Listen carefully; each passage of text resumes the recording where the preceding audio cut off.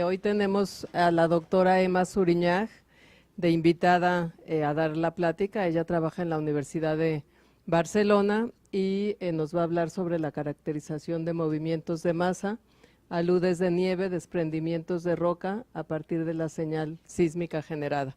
Y bueno, ella vino también a trabajar con la doctora Leticia Flores, entonces le pedí a la doctora Flores que ella haga una semblanza sobre la doctora Suriñag. Bueno, muchas gracias por estar aquí. La doctora Suriñag fue alumna de la Universidad Complutense de Madrid, en donde hizo su carrera de Ciencias Físicas. También fue profesora del Departamento de Dinámica de la Tierra y del Océano en la Universidad de Barcelona y sigue ahí, pero ahora se llama ¿Ciencias de la Tierra ahí? Sí, Ciencias de la Tierra. Y es directora del Laboratorio de Estudios Geofísicos Eduard Fontserè del Instituto de Estudios Catalanes desde 2010. Actualmente se dedica a la cuantificación de procesos, sobre todo de caimientos de masa, de derrubios y demás, y ahora nos va a hablar de los aludes. Y básicamente se dedica a la parte de sismología. Ha desarrollado estudios corticales mediante utilización de perfiles de reflexión sísmica y de gran ángulo, métodos gravimétricos y geomagnéticos, y ha utilizado procesos directos y procesos de inversión para los datos de gravimétricos y geomagnéticos. También ha realizado estudios de medidas de deformación corticales de alta precisión con GPS y con nivelación. Ha realizado estudios de sismicidades instrumental e histórica en la zona de Cataluña. Desde 1994 se dedica al estudio de señales sísmicas generadas por movimientos de masa, aludes, flujos de derrubios, lajares, desprendimientos de roca, que es de lo que hoy nos va a platicar, con la finalidad de reconocer su dinámica interna y contribuir a su detección. Ella ha colaborado con nosotros en el Departamento de Geomagnetismo y Exploración desde 1985, con René Chávez y luego conmigo, con gente de sismología, y ya tiene una larga carrera de intercambios y colaboración con la gente de este instituto. Pues muchas gracias y la escuchamos. Muchas gracias, Leti. Buenos días. Bien, voy a hablar sobre alguna de las cosas que últimamente estoy trabajando. Entonces,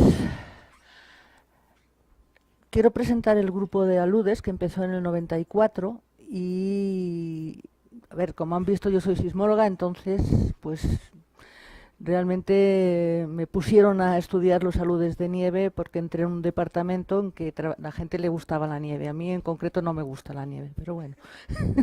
Sí, Entonces, el grupo nuestro es multidisciplinar, con físicos y físicas, sismólogos y sismólogas, geólogos y geólogas y ingenieros geólogos. Y siempre estamos utilizando el estudio de aludes. Bueno, desde el inicio y hasta la actualidad, los métodos utilizados para el estudio se han podido exportar, adaptar al estudio de otros movimientos de masa con desprendimientos de roca, deslizamientos de tierra y flujos torrenciales. Hemos trabajado en todos estos campos. Y a raíz de parte de los trabajos nuestros, pues diversos autores han incorporado el uso de señales sísmicas generadas por movimientos de masa para caracterizarlos y cuantificar la energía sísmica liberada. En esta última parte también querré dar un apunte. Bien, la comunicación, el objetivo es dar una parte de información de lo que estamos haciendo, ¿eh? Entonces, trabajamos en lugares experimentales combinando la información sismológica con la obtenida con otro tipo de sensores y contrastamos los resultados obtenidos con otras medidas. Mi idea es que la sismología está muy bien, pero siempre y en procesos complicados hay que compaginar los resultados con los de otras medidas, ¿no?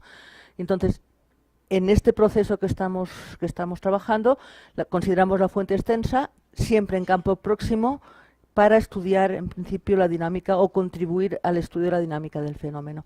Yo pongo empiezo por aquí, en todas mis charlas, porque esto fue realmente los inicios, que fue en el invierno 93-94, que realmente lo que pasó fue que hubo una señal sísmica producida por no se sabe quién y me dijeron, mira a ver si esto viene por una alud, y es producido por una alud. no sabíamos, entonces, como yo venía del campo de los perfiles, lo que se me ocurre, digo, pues provoco una luz, lo registramos en vídeo, sabemos lo que es y así ya tenemos si es una luz o no.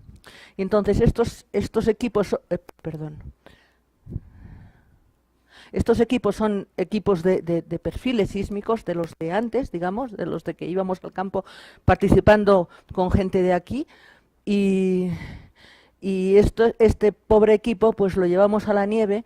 Es un magnetófono de bobina abierta, lo tapamos con bolsas de basura. Bueno, la situación era bastante dificultosa, pero a la larga lo que conseguimos fue registrar aludes. Esto era una zona... ¿No se oye? ¿Hacia afuera? Vale, ok. Bueno, total, que registramos, esto fue en Cataluña. Lo que registramos fue 2 aludes en el 96, este primero. Era una avalancha artificial con explosivo, un desnivel de 375 metros, una distancia entre la explosión y la estación de 800 metros y el recorrido eran aproximadamente 700 metros y la duración de la señal fueron 30 segundos. Entonces lo que observamos, bueno, esto es el telesilla o uno de los artilugios estos que para subir a la estación de esquí. Lo total es que es esto. Entonces el alud se fue por donde no debía de alguna manera, y yo estaba aquí, y se paró la alud aquí, pero lo que observamos fue que estos picos correspondían a los impactos que ahora visto así dices, bueno, sí, claro, ¿no? Pero esta señal eran los impactos con los mástiles, ¿no? Y entonces esta fue una primera aproximación a entender la señal sísmica. Esto era la componente vertical. Bueno, esto es tiempo y esto es la amplitud del señal. Otro alud, la avalancha de Rasparrollas, exactamente igual, es decir, una explosión, una estación aquí registrada. Y entonces, esta es una luz artificial de nieve densa y aerosol. Como vamos a hablar de aludes, voy a introducir un poquito el tipo de aludes, ¿no? Básicamente, la parte de aerosol está tapando la parte densa. Luego, si nosotros muchas veces queremos identificar cuál es este tipo de alud, como no se ve lo que hay debajo, pues no sabe si es una de nieve polvo. Es decir, se tiene que esperar a que obtener los depósitos para ver qué tipo de alud es. Este es el tipo, esto sería la nieve polvo, y la nieve densa la veremos en otro caso. Entonces, eran las 3 componentes de la señal sísmica producida. Y entonces, en este caso, lo que se observó era que dependiendo del tramo por donde pasaba la luz, había una señal, una amplificación de la señal. Entonces, en este caso, lo que estuvimos relacionando era que el cambio dependiente lo que estaba produciendo era un impacto que producía una amplitud de la señal. Bien, entonces, ¿qué equipos utilizamos? Pues equipos estándar, comerciales, homologados, porque hay mucha gente que pone los equipos y son equipos un poco que no son estándar, ¿no? Entonces, trabajamos con alta resolución, con método puramente sismológico. También tenemos un sensor de infrasonido, nos pusimos a trabajar con infrasonido. Bien, las características de experimentos, esto ha ido evolucionando, porque en el principio lo que teníamos eran los experimentos los producíamos artificialmente. Ahora actualmente lo que se ponen son equipos antes de en campo, antes del periodo de invierno, y entonces registramos aludes naturales. Entonces están a pesar de podemos bajar los datos desde el laboratorio, etcétera, ¿no? Entonces se registra los desplazamientos, se desencadenan o son de masas naturales o de desencadenados artificiales. Se estudia la señal sísmica de la explosión y el del movimiento de masa. La estación, estamos trabajando a corta distancia, 3 kilómetros de distancia como máximo. Registramos en vídeo el proceso cuando es posible, cuando son experimentos. En el caso de que son aludes naturales, lo que se tiene son una serie de imágenes en tiempo y se pueden correlacionar, no es tan preciso como la imagen vídeo.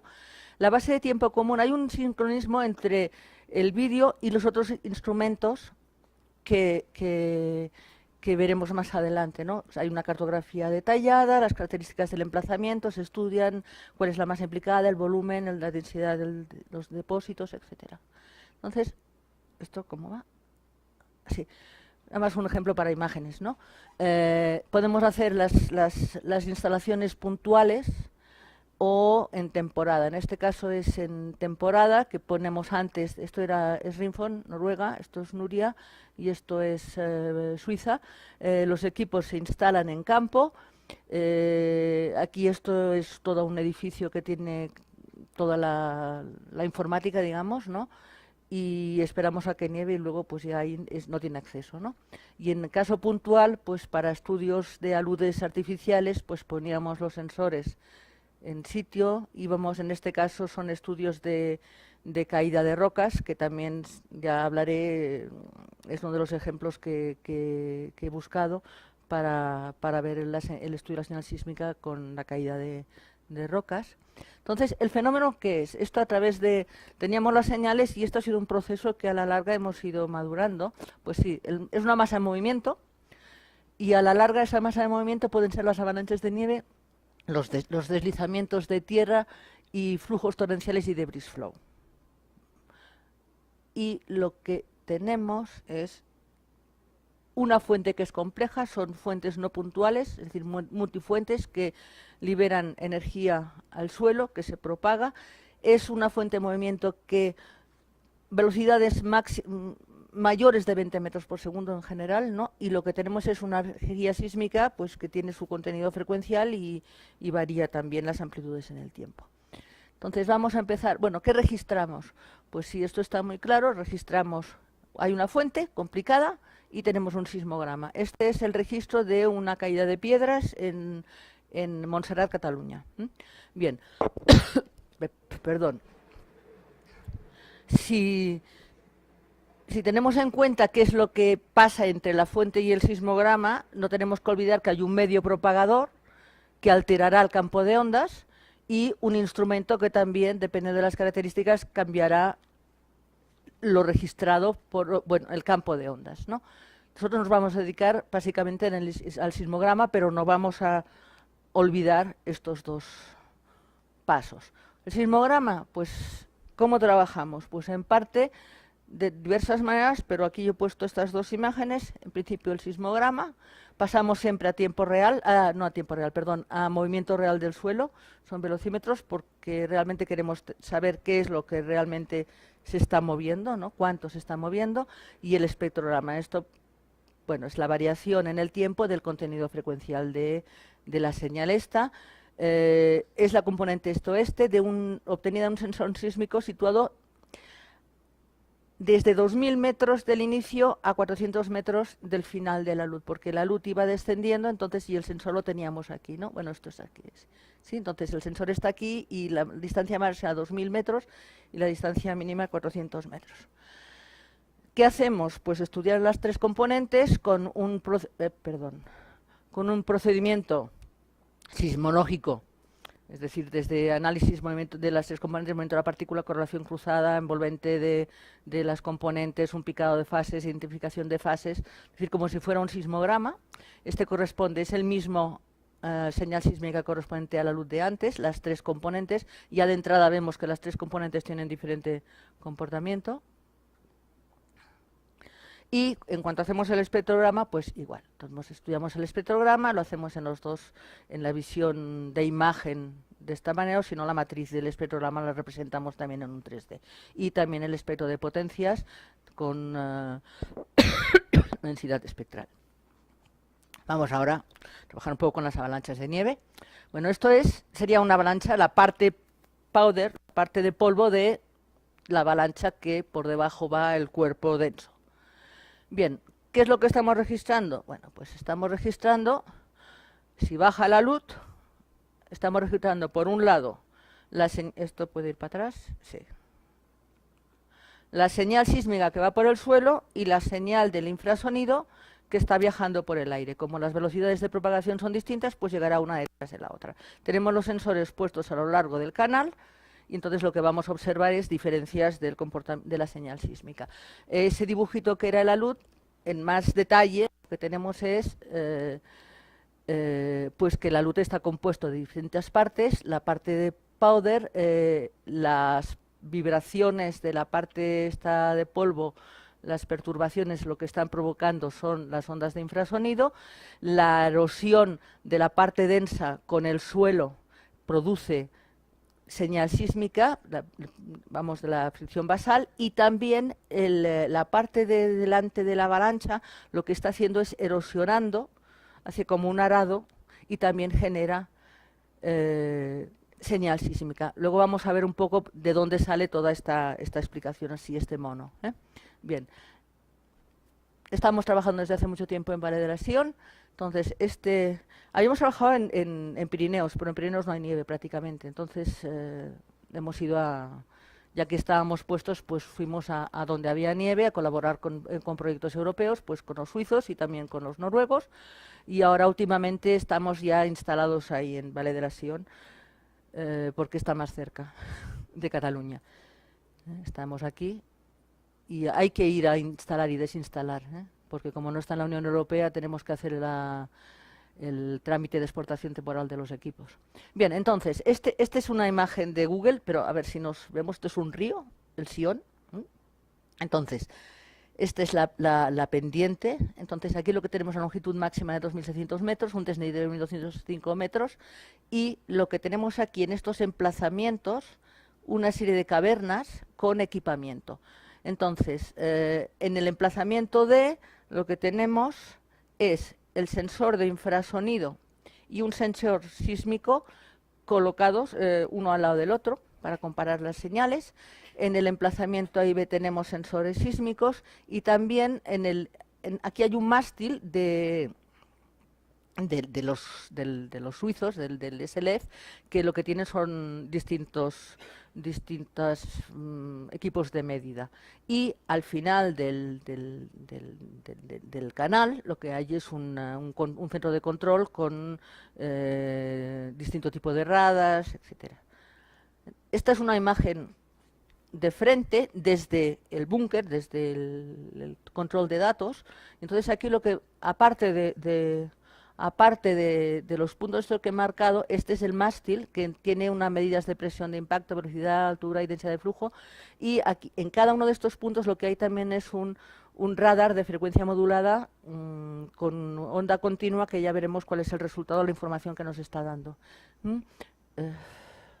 Quería decir algo y se me ha olvidado. Ah, sí, una de las cosas es que la sísmica y el radar son instrumentos que no son invasores del fenómeno. En cambio, el mástil es invasor. También hay otro mástil por aquí, pero la luz pasa, mide, pero es una medida puntual e invasiva. Entonces, de alguna manera está alterando el comportamiento. Bien, entonces, esto es uno de los ejemplos de qué es lo que estamos obteniendo, ¿no? Bien, aquí tenemos el perfil de Valle de la Sion, tenemos aquí las estaciones, tenemos aquí los sismómetros, aquí el infrasonido. Bien, el alud baja y en tiempo real, en tiempo común, están representadas las señales sísmicas. Esto es una componente, creo que es la vertical, lo tapa la imagen, de qué es lo que se está viendo en cada momento. Es decir, en la imagen inicial, aquí es cuando está pasando por B, en este caso C no registra nada, parece, llega a C, registra y llega a D, hay esta señal, y mientras está el alud en B, o incluso antes, lo que está llegando es el infrasonido. Bien, si nos pasamos esta información, la pasamos al espectrograma, lo que estamos obteniendo es más información. Vamos a información, entonces, vamos a leer un poco lo que es esto. Este es un espectrograma de arriba. Lo que estamos viendo es las intensidades de los colores, es la energía que lleva la señal. Y esto es el contenido frecuencial. Los espectrogramas los estamos trabajando en esta zona, en este sitio, cortados a 40 hercios. Bien, entonces, a través del estudio y tal, lo que hemos llegado a ver y a definir es una serie de secciones en los espectrogramas. Lo que llamamos son, que era signal onset, es decir, la señal está llegando y aún no llega al sensor. En esta zona que tenemos todo el contenido frecuencial es cuando la señal está por encima del sensor, y aquí es cuando la tail es cuando la luz está bajando. Es decir, en esta zona de aquí pasa por aquí y va yendo aquí. Cuando ha pasado ya de esta zona, la energía empieza a aumentar hasta que llega a este punto, que es cuando la luz está por C. Y en el caso de D, pues en este caso no llegó la luz a D, no tocó, se quedó antes, porque el contenido frecuencial, las amplitudes se nos están quedando a frecuencias relativamente bajas, ¿no? En cuanto al infrasonido, que no nos meteremos demasiado en esto, lo que sí se obtiene es que hay parte de esta energía que se está propagando y se registra. Haciendo la correlación cruzada entre este sensor y la sísmica y el infrasonido, se ven correlaciones en algún tipo de frecuencias. No le voy a dedicar a esto, pero hemos trabajado también sobre esta parte. Bien, ¿por qué sabíamos que la erosión, etcétera, etcétera? Bien, estas es cosas recientes, pero ya en su momento lo habíamos visto, porque había un sensor sísmico al lado de un radar de frecuencia modulada, de onda continua. Lo que está haciendo es emite señales, y entonces, dependiendo de la intensidad y del retardo, pues se ve la estructura. Es decir, la luz pasa por aquí, este es el tiempo, es decir, pasa el tiempo, va pasando el tiempo, es decir, la luz va pasando, todo esto es en la luz, ¿no? Entonces, si miramos esto es el mismo tiempo común, miramos la altura, perdón, sería la altura, estos son las capas de nieve, aquí empieza la luz, esto sería el cuerpo de la luz, la parte del frontal, la parte energética y la de la cola, que llamamos, este es el espectrograma, es decir, tenemos la sun, la body y tail, y entonces, en este caso, si vemos, las capas la luz está erosionando las capas, y esto se correlaciona muy bien, y con detalle, no en este dibujo, sino se correlaciona, es decir, que podemos decir que la erosión es la que está provocando la fuente de energía en la señal sísmica en esta zona. Esto significa que esto es una luz que está pasando por encima de estos dos sensores, ¿ya? Bien, entonces una de las medidas de calcular también cuál es la energía acumulada, pues a partir de este valor, ¿no? Bien, entonces, este es un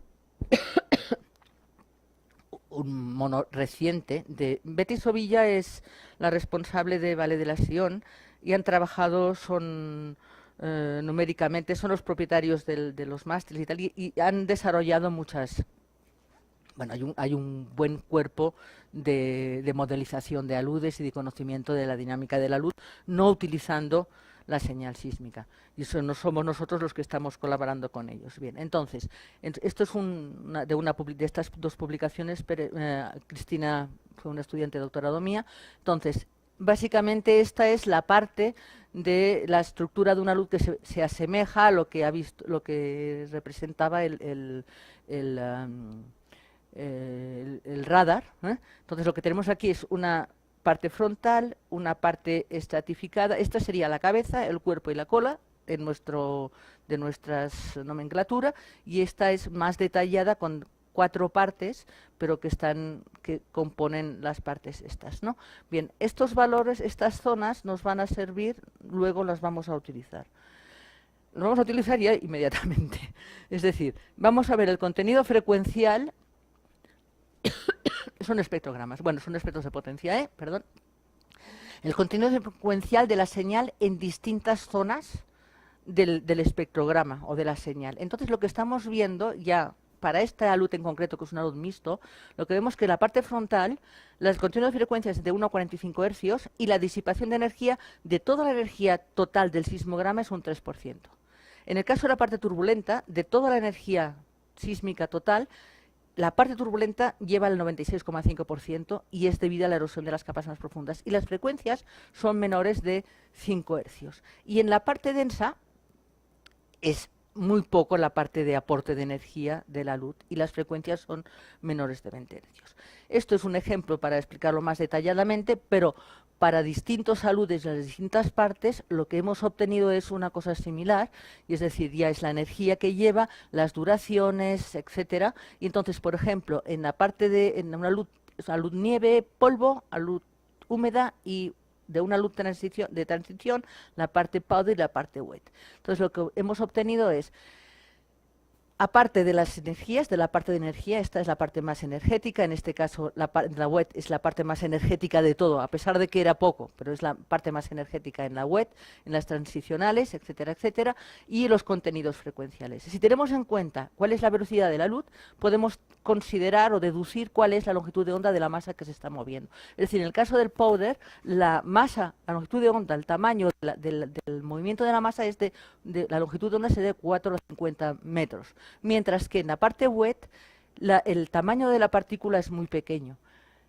Y en la parte de transicional, que de hecho es una mezcla entre los dos, lo que tenemos que esta parte es aproximadamente, y bueno, es igual que esta, está dentro del rango, y en este caso la parte densa de una wet sería similar a una parte de la parte del transicional. Un paso más que estamos trabajando, es la recuperación de la energía liberada en fuente, es decir, ir para atrás, teniendo en cuenta la atenuación por geometrical spreading, expansión geométrica y por la atenuación intrínseca. Si esto es la señal del sismograma, suponiendo que tenemos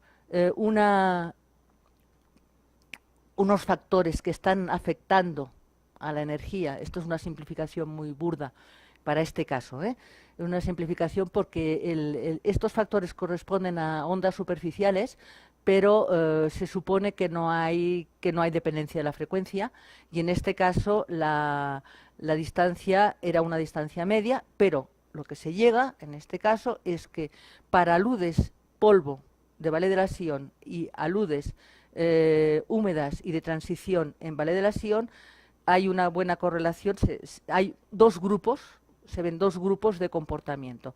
En el caso de los aludes o transicionales, la duración es más larga y la liberación de energía es menor. En cambio, las zonas de polvo son mucho más rápidas y la liberación de energía es mayor. Bien, hasta aquí creo, sí.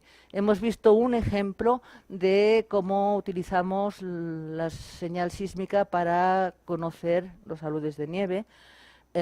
Algunos resultados que habíamos obtenido, bueno, una de las cosas, la primera de todas, la más importante, fue que había una reproducida de las señales.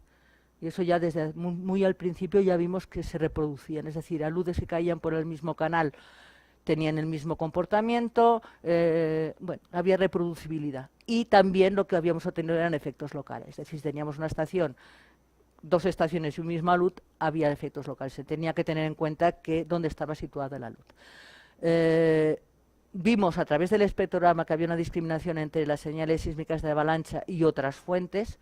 Otras fuentes pueden ser pues terremotos, pueden ser helicópteros, pueden ser ruido antropomórfico, bueno, ¿cómo se llama? Antropogénico. Hicimos una caracterización sísmica de la avalancha. Ignasi, en su momento, lo que calculó fue la estimación de la velocidad de los aludes. Había diferencia de velocidad para una alud, eso era en datos de Noruega. Para una alud de nieve polvo, de nieve húmeda, había diferenciación de velocidades. Hicimos un estudio de la contribución del infrasonido. Esto venía porque, como estábamos calculando las energías, entonces se me planteó, dice, bueno, si llega infrasonido y va todo en la señal sísmica y infrasonido, ¿cuánta parte de esa energía es de infrasonido y no es la sísmica? Es decir, viaja por arriba y no viaja por abajo. Y bueno, la contribución era pequeña, pero bueno, así se aclaró. Y entonces también tuvimos un caso de el estudio de una avalancha que fue producida por un terremoto local. Lo que pasó era que las características nivometeorológicas eran tan propensas a que cayera que cayó, pero que en otras situaciones el terremoto no hubiera podido desencadenar el alud. Y también la clasificación de las avalanchas de nieve. Bien, hasta aquí era la parte, yo no sé cuánto llevo. ¿Voy bien o sí? Vamos a cambiar. El título era sobre la utilización de distintos movimientos de masa. En este caso, voy a presentar un un poco de filosofía, no sé cómo bien, pero una preocupación mía que tengo en ese aspecto. Ya dije que había gran cantidad de autores que están aplicando, yo creo que sin tener en cuenta una serie de factores. Entonces, pues le dedico este trozo a esto. Bien. En el año 2007 hubo un desprendimiento. Bueno, esto es Montserrat, perdón, es la montaña de Montserrat, que no sé si en Cataluña, no es la Montserrat del otro lado. Bien, entonces, de hecho es una montaña emblemática en Cataluña. Bueno, los turistas vienen aquí, bueno, hay cantidad de población, es un sitio muy especial, ¿no? Y hubo cayó una roca, un desprendimiento de 30 metros cúbicos. Eso supone para el turismo y para, bueno, pues quedó la carretera cortada, etcétera, etcétera. O sea, que total, que era un fenómeno que llamó mucho la atención. Entonces, la verdad es que yo me enteré por la televisión de que iban a hacer una purga de la pared. Dije a Ignasi, vamos, y fuimos. Entonces, después de 3 días, la verdad es que intentaban limpiar la pared con un gato hidráulico. Pero esos sí, era así, los técnicos. Y esto es conglomerado.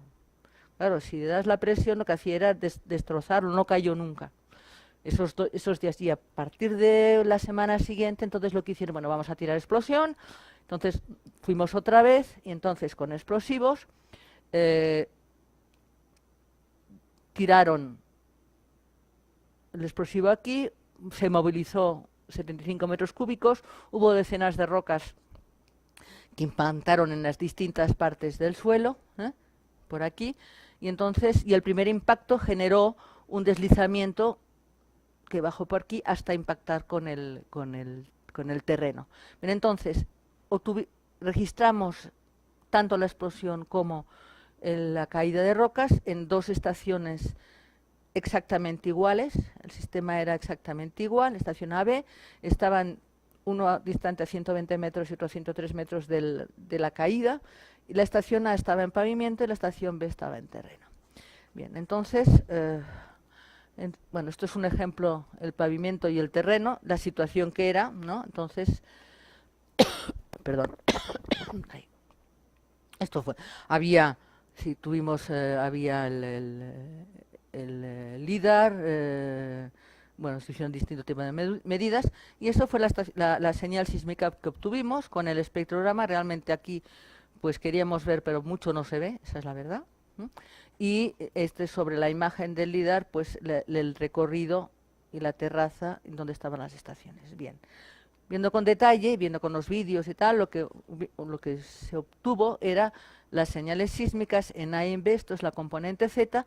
Entonces, estas son las distintas partes del sismograma. Esto es la explosión y el resto es la caída de piedras. Entonces, en este trabajo dedicamos el esfuerzo a esta pequeña señal de aquí, pero de hecho la roca caía, es decir, que desde arriba hasta abajo produjo todo la energía potencial de caída se transformó en toda esta energía sísmica. Bueno, perdón. Bien, entonces, de esta parte de aquí, ¿no? Bien. Entonces, si vemos con detalle la señal de la estación A y de la estación B, lo que se observa es que esto es la escala es la misma, pues que en pavimento está mucho más amplificado que en terreno. Bien, pues es así y ya está, son las características. Pues bueno, podemos hacer más estudios, pero esto es lo que hay, ¿no? Entonces, a partir de las señales sísmicas y con detalle, haciendo el movimiento de la partícula, vimos la localización, polaridades, etcétera. Esto está publicado en este artículo, es que no le quiero dedicar demasiado tiempo. Lo que sí quiero es que hay 2 señales con distintas amplitudes. Si vamos, también lo hacíamos en ese artículo, también lo hicimos, en este caso para body waves, para ondas internas, calculamos la energía liberada de este trocito. Entonces, suponiendo que los factores, claro, esto depende de las características del suelo, suponiendo estos factores, lo que obteníamos, y esto es un trozo de la publicación esta, que para el tramo este había 46,5 megajulios a 34,9 megajulios, lo que sabía de la estimación de la energía disipada. Bien, pero en este caso. Bien, así entonces parte de los autores empezaron a tomar esta expresión y a aplicarlo con distintos valores, etc.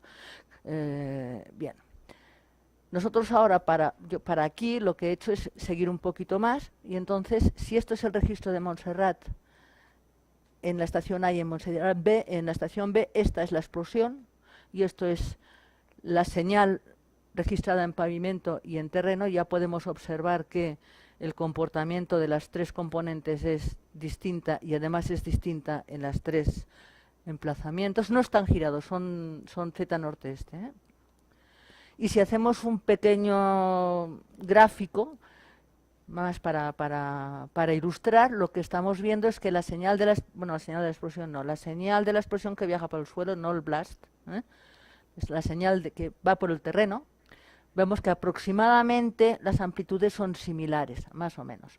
Pero si nos vamos a la señal, hacemos la envolvente de las tres componentes, la envolvente, o sea, la envolvente hacemos la envolvente de las tres componentes exactamente, lo que estamos observando es que para la primera parte, aproximadamente, el desplazamiento es el mismo, pero para la estación B tenemos aquí mucha más energía.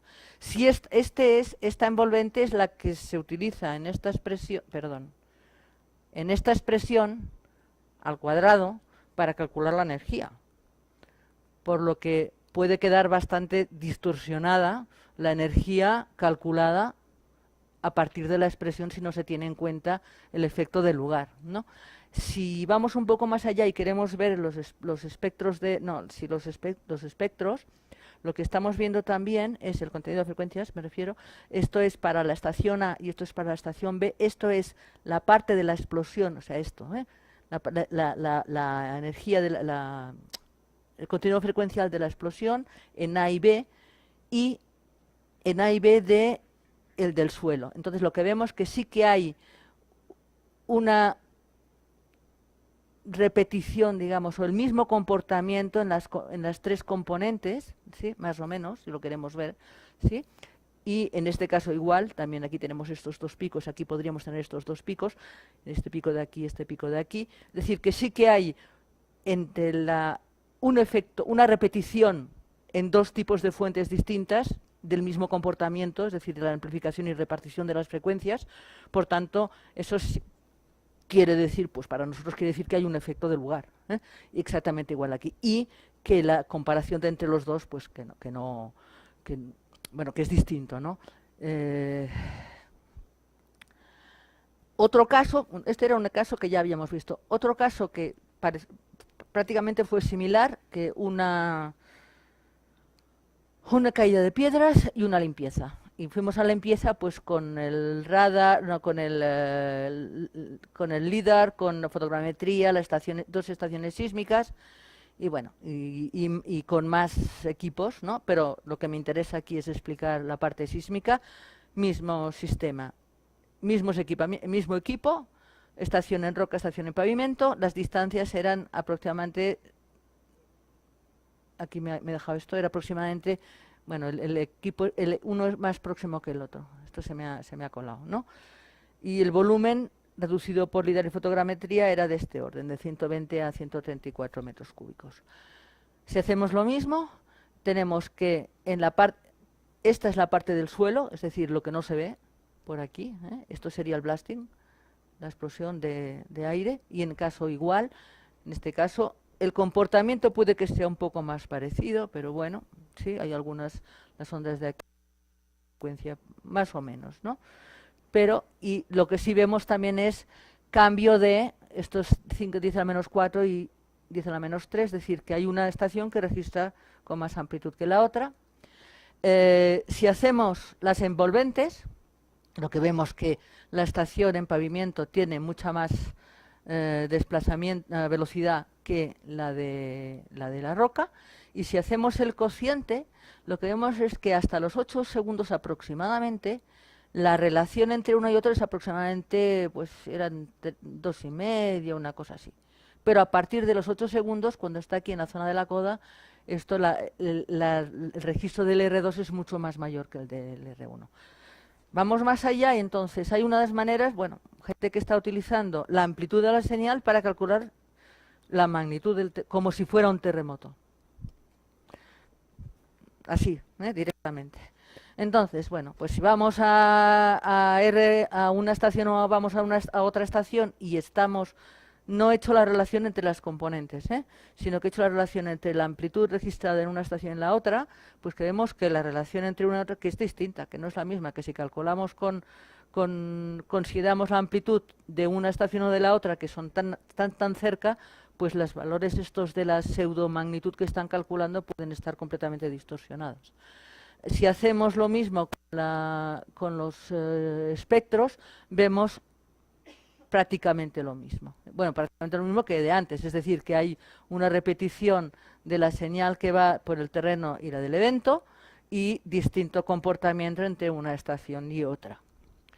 Y ya si vamos mucho más, y no me voy a meter en esto, pero estoy trabajando en esto, si hacemos la recomposición de la energía, teniendo en cuenta el contenido frecuencial y el contenido y la duración de la señal, y teniendo en cuenta los parámetros, claro, estos parámetros dependen del terreno, y o se hace un estudio muy determinado y muy concreto de cuál es la velocidad de propagación de las ondas y la densidad del terreno, cuál es el factor de calidad y cuál es el coeficiente alfa, nos van a dar distintos valores. Si utilizamos el centroide del espectrograma, nos va a dar un valor. El centroide está a 64,3, suponemos que es constante, sale fuera exactamente.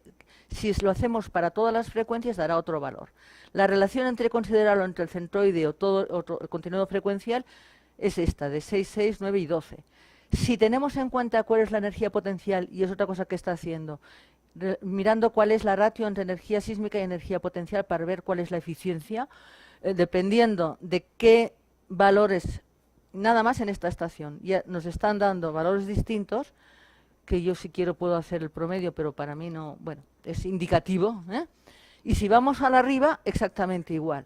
Entonces, si yo quiero tomar estos valores y hacer un cociente, qué pasa entre la energía sísmica registrada en la arriba o la energía sísmica registrada en la otra estación, lo que vemos es que la energía sísmica es distinta y la eficiencia sísmica es distinta. Es decir, que los resultados, pues, para mí de momento no tienen demasiada credibilidad, ¿no? Bueno, yo estoy trabajando en esto ahora porque quiero hacer un poco de hincapié en esta parte, ¿no? Bien, entonces, ya creo que es para finalizar. Yo quería decir que en el cálculo de las características del movimiento de masa hay que tener que el registro sísmico no es una medida directa del fenómeno. O sea, es a través del suelo, el medio, se propagan las ondas e influyen en el campo de ondas. Entonces hay que tenerlo en cuenta. Y ahí en eso que tiene pues la estructura del terreno, pues dependiendo de la complejidad, da una complejidad sísmica, depende de la trayectoria de rayos. Claro, estamos trabajando en distinto contenido frecuencial, generalmente en frecuencias altas, ¿no? Pero la heterogeneidad del terreno afectará, la topografía afectará. La atenuación, tanto por expansión geométrica o atenuación sísmica, lo que nos está dando es la dependencia y también una variedad, una variación. Y esto ya con la atenuación. Yo aquí no he tenido en cuenta, en los cálculos anteriores no he tenido en cuenta, aquí no hay el efecto de... Aquí no hay el efecto de... esto es el... No, aquí esto era la atenuación y aquí he tenido en cuenta el efecto de sitio. Se puede separar. Y lo otro es que el efecto de sitio lo que te está dando es una amplificación de las señales en las tres componentes de manera distinta y también un incremento de las amplitudes, un incremento de las frecuencias también en distintas componentes. Bien, es una cosa que llevo dentro y que tengo ganas de explicarla porque me parece que es un poco peligroso que la gente empiece a obtener información utilizando la sismología de una manera un poco alegre, entre comillas. Bien, he puesto muchas gracias. He buscado esto porque fíjense la similitud entre la luz de nieve Son dos fenómenos distintos, ¿eh? Y, de hecho, esto genera poca señal sísmica, nada más era como una trampa, ¿no? Porque lo que genera más la señal sísmica o es la parte que está tocando en el suelo, ¿eh? Pero bueno, queda bonito, ¿no? Ya acabamos. Ya está. Muchas gracias, doctora Suriñag.